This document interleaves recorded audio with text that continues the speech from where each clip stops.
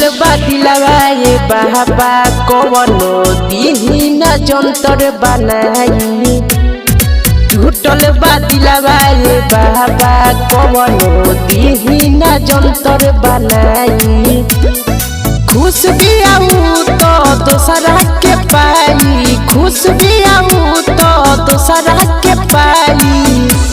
ए बाबा दोगली के कैसे भुलाई ए बाबा छिनरी के कैसे भुलाई ए बाबा दोगली के कैसे भुलाई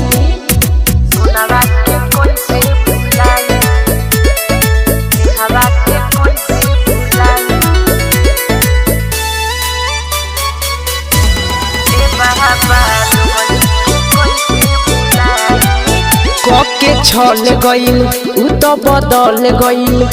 मने करे कि लात जूता मारी जी ना जियल जाता ना कहल जाता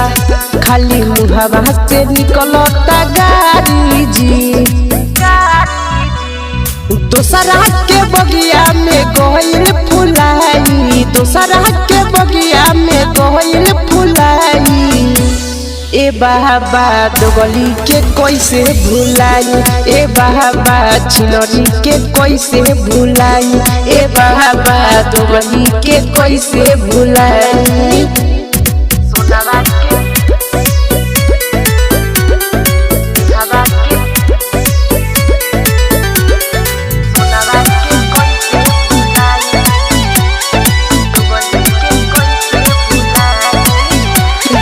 तोड़ गईल प्रकाश के छोड़ गईल उ तो हमारा से कैलस गदारी जी महारी मंत्र जी दे दीना जंतर जी दर्द देले पिया बड़े भारी जी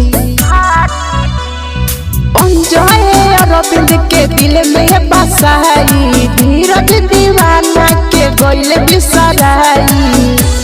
ए बाबा दोगली के कैसे भुलाई ए बाबा छिनरी के कैसे भुलाई ए बाबा दोगली के कैसे भुलाई।